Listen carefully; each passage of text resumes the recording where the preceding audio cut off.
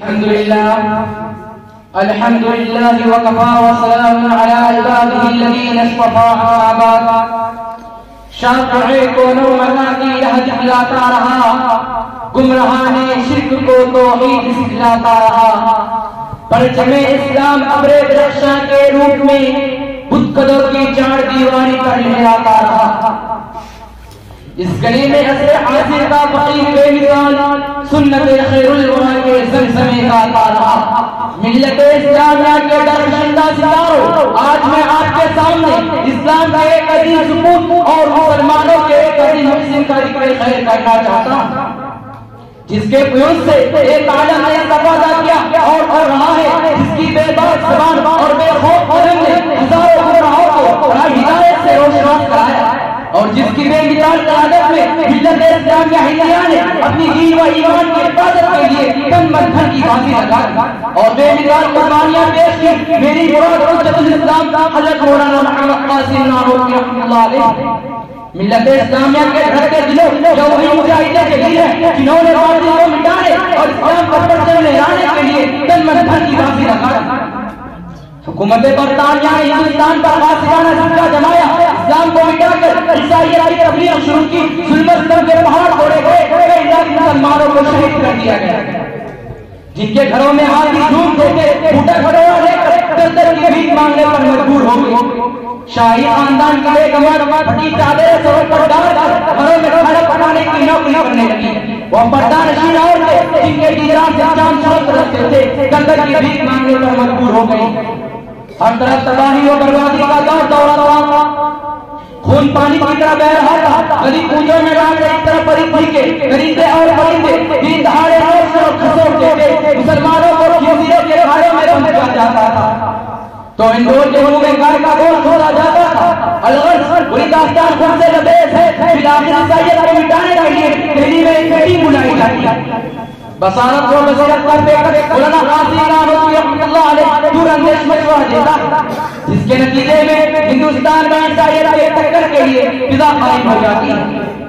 دوستوں اس عظیم ہستی نے عیسائیت کو مٹانے کے لیے کیا کچھ نہیں کیا. شامی کا میدان ہے، اقوام کی جنگ جاری ہے. اب میدان جنگ ایک کونے میں جا کر بیٹھ جاتے ہیں. حکومت برطانیہ کا ایک پٹو موقع پاکر آپ کے پاس آتا ہے اور کہتا ہے قاسم تو نے بول کر ابھار ہے، میری چمکتی ہوئی تلوار کو تمہاری پکڑ لے. بے ساختہ مرد مجاہد کے زبان سے الفاظ نکلتا ہے کہ یار کیا بک رہا ہے، اپنی پیچھے کی تو خبر لے. عقل سے دوڑا انگریز جو ہی سر گھماتا ہے. قاسم نانوتوی رحمۃ اللہ علیہ کی تلوار بجلی کی طرح چمکتی ہے اور اس کو زمین پر تڑپا دیتی ہے.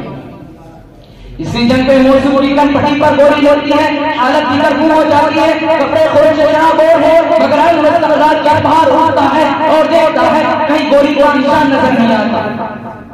حکومت برطانیہ نے ایک ناکام سازش کی کہ ہندو قوم کو مسلمانوں کے مقابل کھڑا کیا. اس ملک ہندوستان میں مسلمانوں کو سیاسی اہمیت حاصل کی.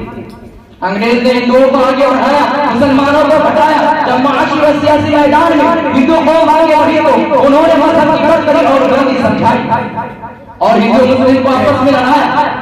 سن 1846 میں شاہجہاں پور کے قریب چاند پور گاؤں میں بلا خدا شاہی منعقد ہوتا ہے. عوام کا جمع ہوتا ہے. پنڈت دیانند سرسوتی بھی حاضر ہوتا ہے. مناظرے اسلام حضرت مولانا محمد قاسم نانوتوی رحمۃ اللہ علیہ کو حقانیت اسلام جلانے کا موقع ملتا ہے. عقل کا یہ پھولا اپنا معجزہ عیسائیت کو بناتا ہے اور میدان جیت جاتا ہے. سن 1870 عیسوی میں اسی جگہ دوبارہ مولا خدا شناسی وجود میں آتا ہے، مگر پتہ کا سہرا اسی بحر العلوم کے اثر بنتا. دوستوں پنڈت دیانند نے اپنے مسئلہ نورگی کو بناتے ہوئے کی مختلف مقامات پر تقریروں کا سلسلہ شروع کر دیا. قرآن پاک اور ارکان اسلام کا طرح طرح کے عمل کے پنڈت جی کو مناظرے کی دعوت دی گئی اور کوشش کی گئی کہ پنڈت جی علماء کے سامنے آ کر اپنا جھوٹ دکھائے، مگر وہ تیار نہ ہوتا. جس کا وہ ایسا یہ تھا کہ پنڈت جی مولانا قاسم نانوتوی رحمۃ اللہ علیہ شاہجہاں پور کے میلے میں ان کی دعاگار تقریروں کو بغور سے خود سن چکا تھا. جنہوں نے عیسائیوں کا آواز وعدہ کر دیا تھا، اس پر یہ خوف طاری تھا کہ اگر مناظرے کی رغبت آ گئی تو سارا راز فاش ہو جائے گا. بلاخر پنڈت مناظرے کے لیے تیار ہوتا ہے، شرط لگاتا ہے کہ مناظرہ مولوی قاسم سے ہوگا. وہ جانتا تھا کہ موضوع بیمار ہے، دعویٰ نہ ذلت کا سامنا ہوگا. موضوع کو جب اس بات کی اطلاع ملتی ہے تو کمزوری کے باوجود وہ تیار ہو جاتے ہیں اور زیادہ باروں کی روانہ ہوتے ہیں. سرزمین روم کی زبان آج ترجیح ہوتی ہے. جس شیر کی آمد ہے کرن کانپ رہا ہے, جس شیر کی آمد ہے کرن کانپ رہا ہے, رنگ ایک طرف چرچے کون کانپ رہا ہے. اسلامی فوج کا یہ سپاہی پنڈت جی کو مناظرے کا چیلنج کرتا ہے, لیکن وہ تیار نہیں ہوتا اور روکی سے فرار ہوتا میرے بنا لیتا ہے. مختلف تدبیروں سے لوگوں کو بھیجاتا ہے. مسلمانوں نے میرے ساتھ مولانا قاسم نانوتوی رحمۃ اللہ علیہ وہاں پہنچتے ہیں, پنڈت جی کو فرشتے نظر آنے لگتے ہیں اور معاملہ سے انکار کر دیتا ہے. علم سے انسان پاتا ہے تمیز, علم سے انسان پاتا ہے تمیز, علم سے ہے آدمی ہر دل عزیز. بس بھول مل لو جو حالت نے تمہیں گھیرا ہے, بس بھول مل لو جو حالت نے تمہیں گھیرا ہے. عقل کہتے ہیں لوگ یہ فیصلہ میرا ہے, مگر علم و عمل کے بغیر مولانا قاسم نانوتوی رحمۃ اللہ علیہ مختلف تقریروں میں ان کے تمام اعتراضات کے جوابات تفصیل سے بیان کر کے عوام کے ایمان کو بچایا اور غیروں کو قرآن اسلام کا قائل ہونے پر مجبور کیا. خلاصہ یہ ہے کہ جب بھی کسی شکل میں اسلام کو دشمن اسلام سے کوئی خطرہ پیش ہوا, مولانا قاسم نانوتوی رحمۃ اللہ علیہ نے اپنی خدا دار صلاحیتوں سے اس کا خلاف کما کیا اور ہمیشہ باطل کو روپوش ہونے پر مجبور کیا. اللہ تعالیٰ حضرت کو پوری امت کی طرف سے جزائے خیر عطا فرمائے. آمین. وما علینا الا البلاغ.